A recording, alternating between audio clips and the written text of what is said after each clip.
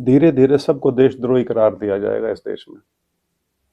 आपके army chief, आपकी सरकार में वो जब आप थे तब वो आर्मी चीफ थे, जिस टाइम वो बड़े बड़े ऑपरेशंस हुए उस समय वो आर्मी चीफ थे।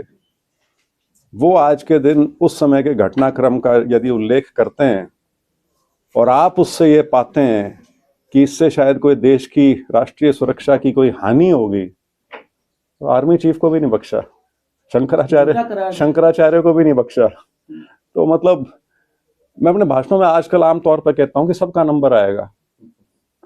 तो आर्मी चीफ को भी उन्होंने संदिग्ध बना दिया। शंकराचार्य से तो कागज ही मांग लिए कि बताओ आपको शंकराचार्य किसने बनाया, कौन सी चिट्ठी थी, क्या था, नहीं तो आपको नहाने नहीं देंगे नदी में। तो दुर्भाग्यपूर्ण है। और वो जो अंश हैं उस किताब के, वो कैरावान मैगजीन ने कैरी किए हैं, उस नाते पब्लिश्ड है।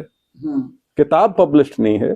और वो किताब पब्लिश्ड इसलिए नहीं कि सरकार 1 साल से उसको मंजूरी देने के ऊपर बैठी हुई है।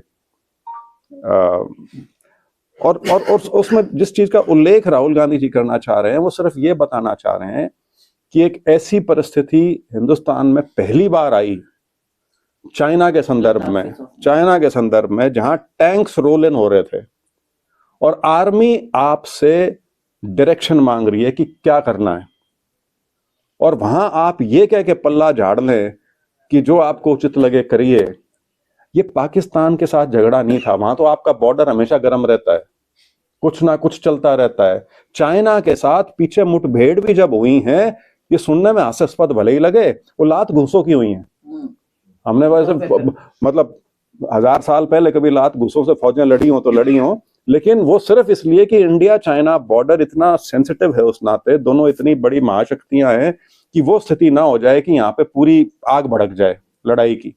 तो वो ना भड़के, तो जब भी वहां पे जिसको स्कर्मिश बोलते हैं, मुठभेड़ बोलते हैं, वो भी जब हुई है तो हथियारों से नहीं हुई। ये पहली बार था जब ये स्थिति बनने लग रही थी, और इसीलिए जनरल साहब पूछ रहे थे कि बताइए करना क्या है। It's a political call, it's a political call. और आप उस पर फैसला ना करके, और उसके बाद ऑपरेशन सिंदूर में जो आपने क्या बोले, मतलब अब ट्रंप साहब तो उनके बहुत अच्छे मित्र हैं, तो वो रोज बताते हैं कितनी बहादुरी का परिचय दिया था हमारी सरकार ने। तो ये सारी चीजें